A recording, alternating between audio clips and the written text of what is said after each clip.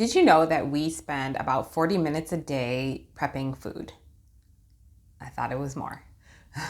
Throughout all the years doing keto, I found out that it wasn't better and more recipes that I needed. It was actually less. Do you find that you are bored with the things you're cooking? You're constantly on the search for new recipes. It takes up so much of your time. It gets stressful. Grocery shopping, not knowing what to feed your family, not knowing what to feed yourself. We're complete slaves to our food and our kitchens. Obviously, I'm not talking to those people who live cooking. That's, I think those people have a very special purpose in this world. But to all the rest of us who are just trying to do our day and take care of the kids, food prep can get very stressful and difficult. And it leaves you more likely to reach for the temptation of something more highly processed. Dragging myself to cook was so difficult. I did not want to deal with the kitchen at all. We do recipes like they're mathematical equations, right? It's such a process. It's so much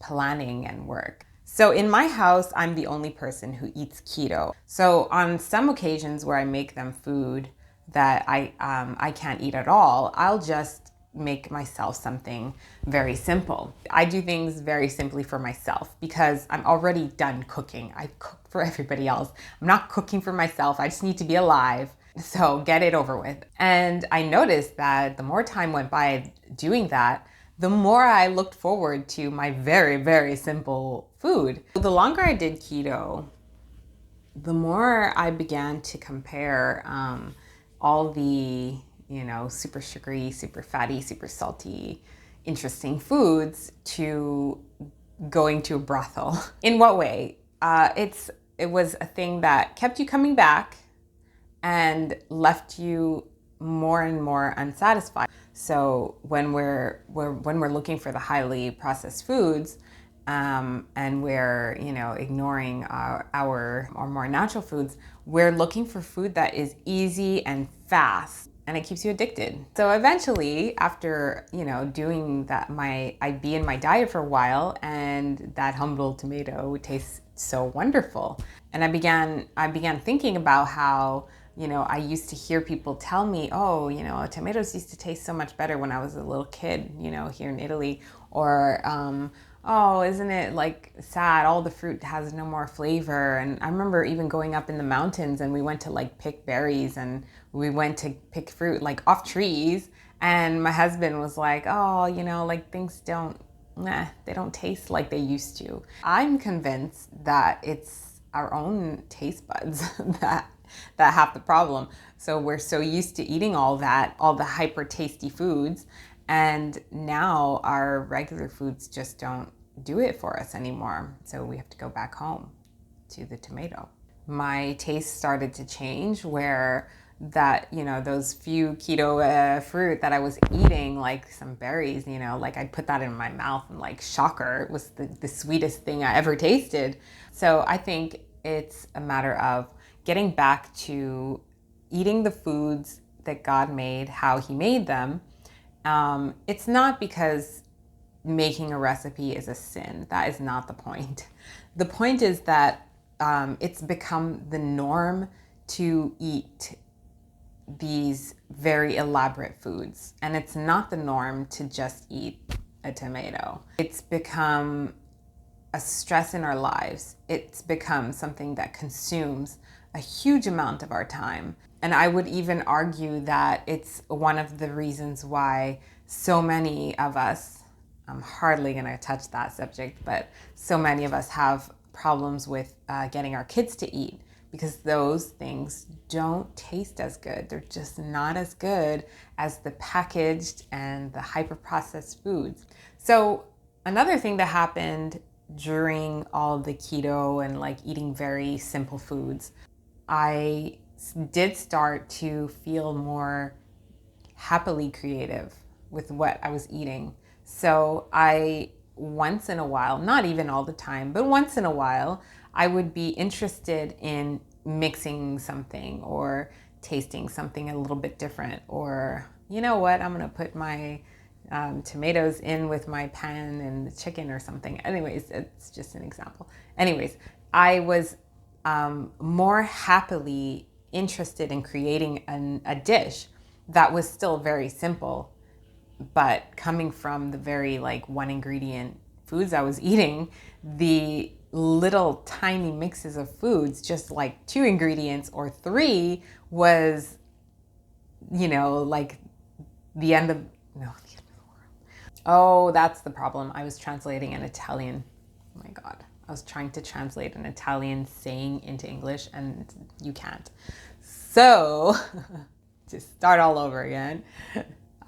Eating those little recipes where I would mix a couple of things together or 2 or 3 things together, maybe, that would be amazing. Like those dishes were the best. And I had so much fun and there was no stress and there was no like looking for recipes. I didn't look for recipes so much. Basically for myself, it was one ingredient preparations. I'd have some tomatoes and I'd have an avocado. Or I would have a little excitement and like mix up some things but the creativity came out of my hunger and the calmness. That was the other thing, that the hunger was calm. So I would have a calmness with preparing my food, which makes sense to me from a nature point of view, I guess. Because, if you have to hunt and you have to gather and you have to prepare, imagine if everybody was just hangry all the time and you couldn't grab a packet of anything. I don't think we wouldn't have survived. We would have killed each other.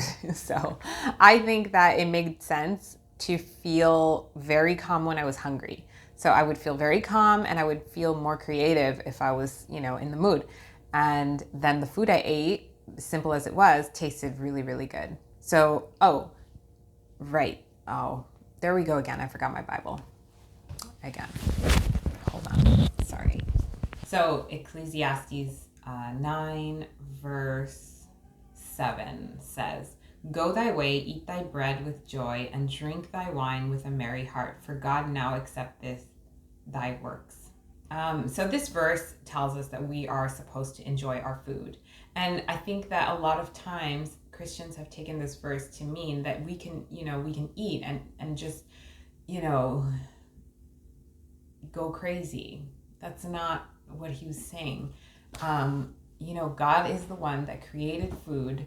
And if we enjoy the food he made, then we are following his design, needing to mix and match and, add, and, that's fine. But for us to not even be able to taste and enjoy the food that God made any longer has been doing damage to us, almost like an overstimulation of your senses, right? I propose a challenge to you. Whether you do keto or not, strip your plate bare of recipes for 3 days. Simple foods. Eat your salad with no salad dressing, just like some lemon and some olive oil. Be as simple as possible for 3 days. Some of you might even feel that it's a relief to be able to get away from all the overthinking around what am I going to eat, what am I going to cook. And of course, for those 3 days, it's not an easy thing because you miss it.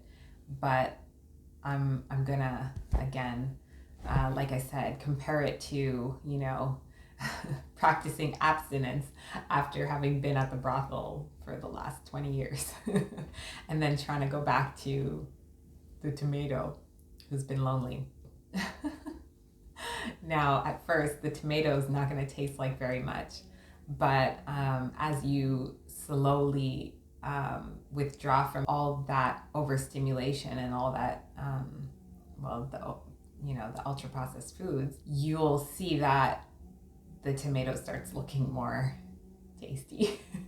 Give it a try. It's actually quite life-changing. There's something that I always say, that you already know where your usual habits lead you. I'm going to propose a new adventure, implementing a little bit of discipline and taking 3 days to see what happens to your taste buds and find out what a tomato tastes like.